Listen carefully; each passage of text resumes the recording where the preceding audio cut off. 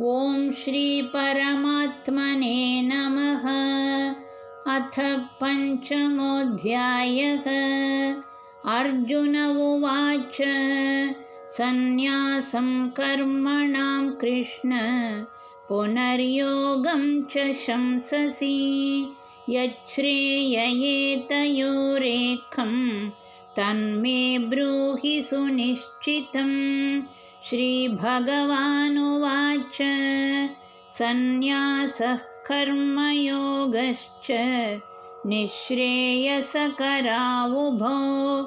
तयोस्तु कर्मसन्न्यासात् कर्मयोगो विशिष्यते।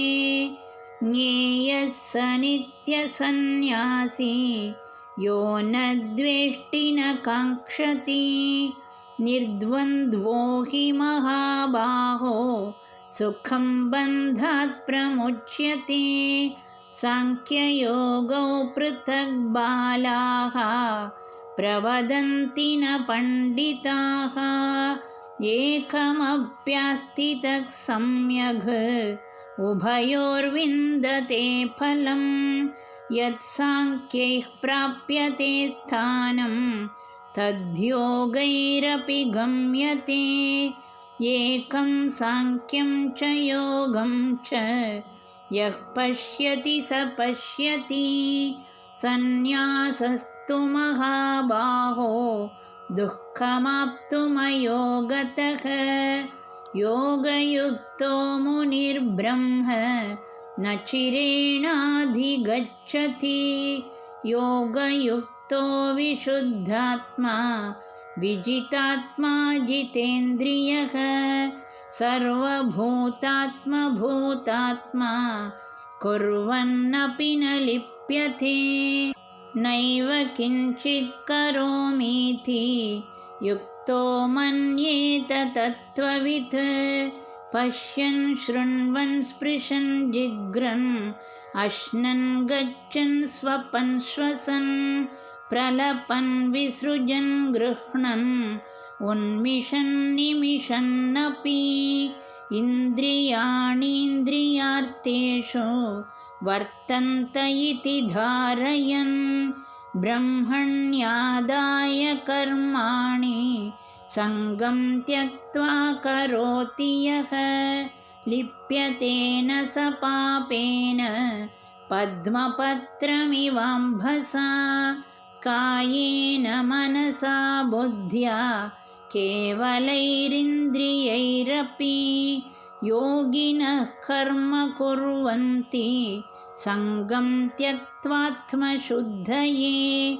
युक्तः कर्मफलं त्यक्त्वा शान्तिमाप्नोति नैष्टिकीम्। अयुक्तः कामकारेण फले सक्तो निबध्यते। सर्वकर्माणि मनसा सन्न्यस्यास्ते सुखं वशी। नवद्वारे पुरे देहि नैव कुर्वन्न कारयन्। न कर्तृत्वं न कर्माणि लोकस्य सृजति प्रभुः। न कर्मफलसंयोगं स्वभावस्तु प्रवर्तते। नादत्ते कस्यचित् पापं न चैव सुकृतं विभुः। अज्ञानेनावृतं ज्ञानं तेन मुह्यन्ति जन्तवः। ज्ञानेन तु तदज्ञानं येषां नाशितमात्मनः। तेषामादित्यवज्ञानं प्रकाशयति तत्परं तद्बुद्धयस्तदात्मानः तन्निष्ठास्तत्परायणाः। गच्छन्त्यपुनरावृत्तिं ज्ञाननिर्धूतकल्मषाः। विद्याविनयसम्पन्ने ब्राह्मणे गविहस्तिनि शुनि चैव स्वपाके च पंडिताः समदर्शिनः।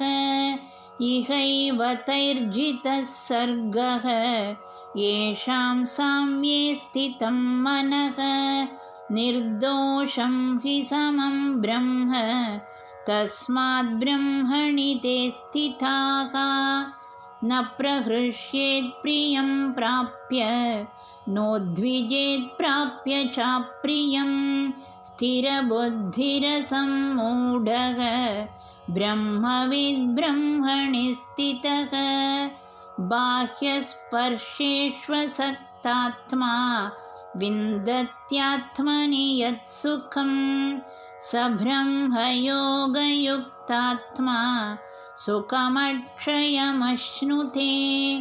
ये हि संस्पर्शजा भोगा दुःखयोनय एव ते आद्यन्तवन्तः कौन्तेय न तेषु रमते बुधः शक्नोति हैव यः सोढुं प्राक्शरीरविमोक्षणात् कामक्रोधोद्भवं वेगं स युक्तः स सुखी नरः योऽन्तः सुखोऽन्तरारामः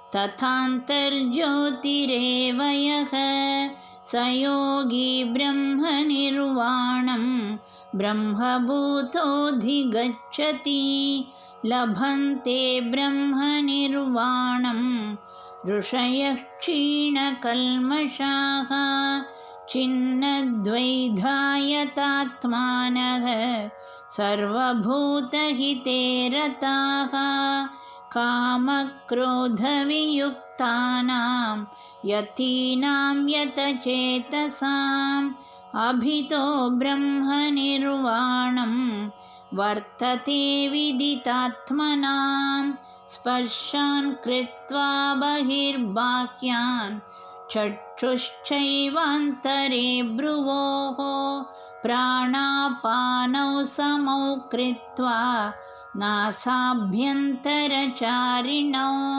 यतेन्द्रियमनोबुद्धिः मुनिर्मोक्षपरायणः विगतेच्छाभयक्रोधः यः सदा मुक्त एव सः भोक्तारं यज्ञतपसां सर्वलोकमहेश्वरं सुहृदं सर्वभूतानां ज्ञात्वा मां शान्तिमृच्छति। ॐ तत्सदिति श्रीमद्भगवद्गीतासु उपनिषत्सु ब्रह्मविद्यायां योगशास्त्रे श्रीकृष्णार्जुनसंवादे कर्मसन्न्यासयोगो नाम 5मोऽध्यायः।